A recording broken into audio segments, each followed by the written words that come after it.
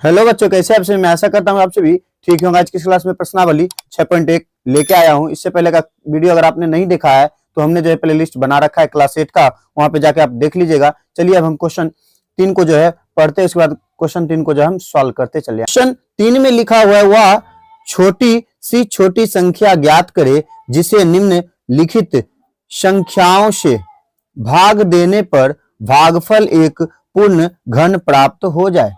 तो क्वेश्चन 1 में यहाँ पे देखिए तो दिया हुआ है 256 दिया हुआ है, ठीक है। 256 को हम पहले क्या करेंगे तो अभाज्य गुणन घन के जो है फॉर्मेट पे लिख के उसके बाद जो हम इसको 52 में हम अगर 2 से लगाएंगे तो हमें आ जाएगा 128, ठीक है। तो अगर हम फिर से जो है 128 में 2 से लगाएंगे तो 64 आ जाएगा, फिर 64 में 2 से लगाएंगे तो 32 आ जाएगा, फिर 32 में जो है हम 2 से लगाएंगे तो 16 प्राप्त हो जाएगा, फिर 2 से लगाएंगे तो 8 हो जाएगा, फिर 2 से लगाएंगे तो 4 हो जाएगा, फिर 2 से लगाएंगे तो 2 हमें यहाँ हम पाते हैं कि बनाने के बाद तो 2 जो है देखिए 3 बार में है, फिर 2 जो है 3 बार, ये 2 जो है 2 ही बार है।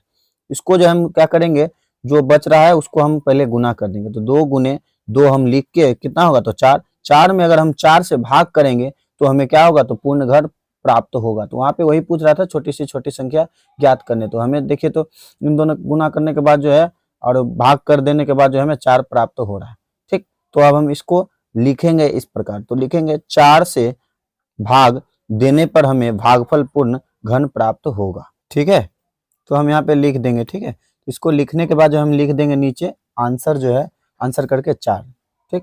तो चलिए अब हम क्वेश्चन 2 की तरफ चलते। क्वेश्चन 2 में दिया हुआ है 3125, ठीक है। तो इसको जो हम पहले अभाज्य गुणनखंड के फॉर्मेट पे लिख लेंगे, उसके बाद जो हम 5 से लगाएंगे तो 5 से लगाने के बाद 625 आ जाएगा, फिर अगर हम 5 से लगाएंगे तो 125 आ जाएगा हमें, फिर अगर हम 5 से लगाएंगे तो 25 आ जाएगा, फिर अगर हम 5 से लगाएंगे तो हमें जो है 5 प्राप्त होगा। तो देखिए तो वहां पे जो है 5 जो है 3 के जोड़े में है, फिर यहाँ पे 5 जो है 2 ही बार है। तो इसको हम क्या करेंगे तो नीचे जो है हम पहले लिख देंगे, यहाँ पे जो है 5 गुने 5 करके हम लिख देंगे कितना तो 25 हो जाएगा। तो 25 में अगर हम 25 से भागा करेंगे तो हमारा आंसर जो है पूर्ण घन प्राप्त हो जाएगा। इसको जो है हमें शब्द में लिखना है। तो अब हम यहाँ पे जो है लिखेंगे, जब हम 25 से भाग देंगे तो हमें भागफल पूर्ण घन प्राप्त होगा, ठीक है। इस प्रकार लिखने के बाद जो है हम इसका जो है आंसर लिखेंगे कुछ इस प्रकार। इसका आंसर जो है 25, ठीक। चलिए अब हम इसके बाद जो है बाद का क्वेश्चन जो है सॉल्व करेंगे।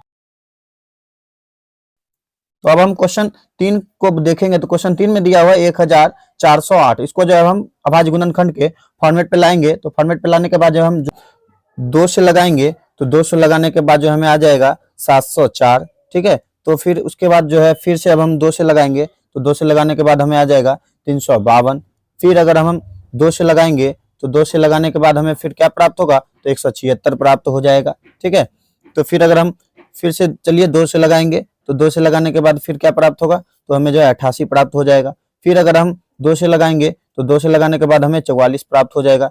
फिर अगर हम 2 से लगाएंगे तो 2 से लगाने के बाद हमें जो है 22 प्राप्त हो जाएगा। फिर अगर हम 2 से लगाएंगे तो 2 से लगाने के बाद 11 प्राप्त हो जाएगा, ठीक है। उसके बाद हम क्या करेंगे तो देखिए यहाँ जो है 2 जो है 3 बार है, फिर 2 जो है 3 बार है यहाँ पे, लेकिन यहाँ 2 जो है अकेले है और 11 भी जो है अकेले है। तो इन दोनों को हम आपस में क्या कर देंगे तो गुना। तो गुना करने के बाद ऐसे लिखेंगे हम 2 गुने 11, ठीक है। तो इन दोनों संख्या को जब हम आपस में गुना करेंगे तो गुना करने के बाद हमें कितना आएगा तो 22 प्राप्त हो जाएगा, ठीक है।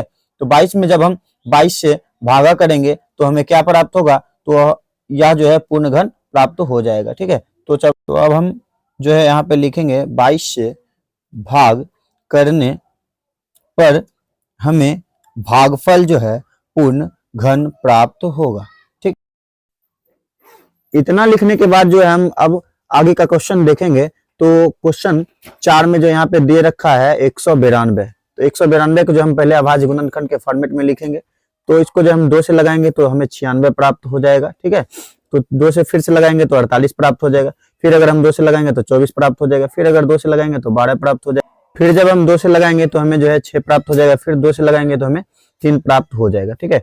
तो देखिए तो 2 और 2 जो है सब जोड़े में है, लेकिन ये जो 3 जो है सिंगल है। तो वही लेके हम 3 में जब 3 से भाग करेंगे तो हमें क्या होगा ये जो है पूर्ण वर्ग मिलेगा। तो इसमें जब हम लिखेंगे 3 से भाग देने पर हमें भागफल जो है पूर्ण घन संख्या प्राप्त होगा, ठीक है। तो इतना लिखने के बाद जो है अब हम इसको जो है फिर इसका जो आंसर हम क्या लिख देंगे, तो इसका आंसर हम लिख देंगे 3 जो है इसका आंसर हो जाएगा। चलिए अब हम इसके आगे का क्वेश्चन 4 को चलिए अब हम क्वेश्चन 4 को पढ़ते हैं। तो क्वेश्चन 4 में हमें दिया हुआ है निम्नलिखित घन संख्याओं को उनके क्रमगत विषम संख्याओं के योग के रूप में लिखे।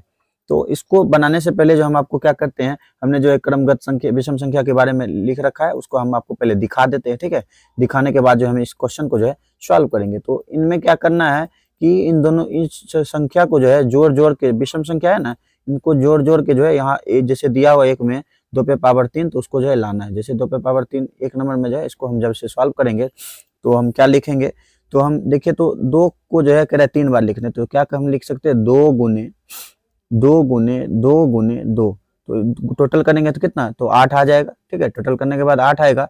तो हमें जो है ऐसे ही यहाँ जो विषम संख्या है इनमें से कोई 2 संख्या को लेके जो जोड़ के बताना है। जैसे 3 और 5 को हम जोड़ेंगे तो कितना आ जाएगा हमें, तो 8 आ जाएगा। ठीक है, तो चलिए अब क्वेश्चन 2 को देखते हैं। क्वेश्चन 2 में 4 पे पावर 3, तो इसको भी ऐसे करके लिखेंगे 4 गुने 4 गुने 4। ठीक है, तो गुना करने के बाद कितना आएगा, तो गुना करने के बाद हमें जो है 64 प्राप्त होगा। ठीक है, तो 64 प्राप्त जैसे ही होगा तो अब हम संख्या को जो है ऊपर से विषम संख्या को लेंगे। ठीक, विषम संख्या को लेने के बाद जो हम टोटल करके देखेंगे तो कितना होगा। तो देखिए तो 13, 15 और 17 और 19 को जब हम जोड़ेंगे तो कितना हो जाएगा, तो हमें जो है 64 प्राप्त हो जाएगा। ठीक है, तो इतना चलिए अब हम लिख देते हैं। उसके बाद हम क्वेश्चन 3 को देखेंगे। तो क्वेश्चन 3 में हमें जो दे रखा है 5 पे पावर 3, तो इसको भी जो हम क्या करेंगे, तो लिखेंगे 3 बार 5 गुने 5 गुने 5, तो जब 20 लिखते हैं तो इसका आंसर 125 हो जाएगा। उसके बाद जब हम जो है 21 से लेके 29 तक जो है लिख देंगे। ठीक है, जोड़ के उसको जो है लिखते चले आएंगे। तो इन सब संख्या को जब हम जोड़ देंगे टोटल करके, ठीक है, 21 से लेके 29 तक को, तो जोड़ने के बाद हमें जो है 125 ही प्राप्त होगा। ठीक है, तो चलिए अब हम क्वेश्चन 4 की तरफ चलते हैं। तो क्वेश्चन 4 में जो हमें दे रखा है 8 पे पावर 3। ठीक है, 8 पे पावर जो 3 दे रखा है, इसको भी हम अगर 8 को जो है 3 बार गुना करेंगे तो लिखेंगे 8 गुने 8 गुने 8, तो गुना करने के बाद हमें जो है 512 प्राप्त होगा। ठीक है, यहाँ पर भी जो है हम विषम संख्या को लिखेंगे, तो हम लिखेंगे यहाँ पे 57 से लेके तो 71 तक संख्या को लिखेंगे। तो हम लिखते हैं 57 जोड़ 59 जोड़ 61 जोड़ 63 जोड़ 65 जोड़ 67 जोड़ 69 जोड़ 71। ठीक है, इन सब संख्या को जब हम जोड़ेंगे तो जोड़ने के बाद हमें जो है टोटल कितना 512 प्राप्त हो जाएगा। ये जो है इसका आंसर हो गया। चलिए आज का वीडियो जो हम यहीं पे एंड करते हैं। यह वीडियो आपको कैसा लगा, अगर अच्छा लगा होगा तो हमारे इस channel study zone by Manjeesh sir को लाइक करे, सब्सक्राइब करे और बेल आइकन को ऑल पे दबाना ना भूले, जिससे कि हमारा वीडियो आप तक जो लेटेस्ट पहुंचता रहे। और अपने दोस्तों तक भी ज्यादा से ज्यादा इस वीडियो को शेयर कीजिए और इस वीडियो पर जो है अपना प्यार देते रहिएगा। चलिए तब तक के लिए ओके बाय।